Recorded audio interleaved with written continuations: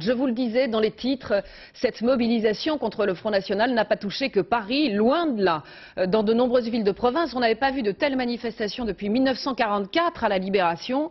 Les cortèges étaient particulièrement impressionnants en Rhône-Alpes avec au moins 150 000 personnes dans les rues à Lyon et Grenoble. Mobilisation aussi très forte à Marseille avec entre 30 et 100 000 personnes. Dans tout le sud-ouest, on comptait plus de 130 000 personnes avec des cortèges impressionnants à Toulouse, Bordeaux, mais aussi dans des villes plus petites comme Agen, Bayonne, Angoulême. Même chose dans l'ouest du pays avec au moins 20 000 personnes à Rennes, 11 000 à Brest, 5 000 à Quimper, 15 000 à Rouen, 20 000 à Caen.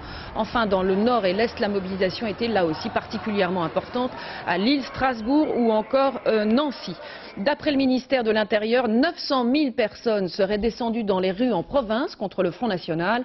Mais les organisateurs parlent bien sûr d'un chiffre beaucoup plus important. Le point avec Anne-Charline Lambard.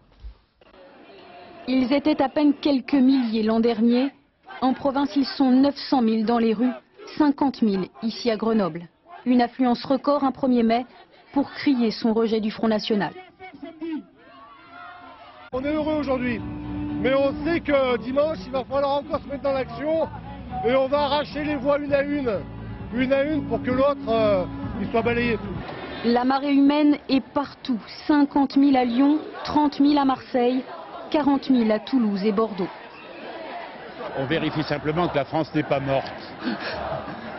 Dans les cortèges, les habitués, des syndicalistes, mais surtout des anonymes, des familles, des artistes. J'ai besoin de la démocratie pour pouvoir faire mon métier de comédien. J'ai pas du tout envie de faire des spectacles simplement sur Pétain, Hitler et Jeanne d'Arc. Dans les rangs, les slogans antifrontistes fusent. Partout en France, ce 1er mai est l'occasion de démonter les thèses sociales de Jean-Marie Le Pen. Le programme du Front National est un programme de régression sociale.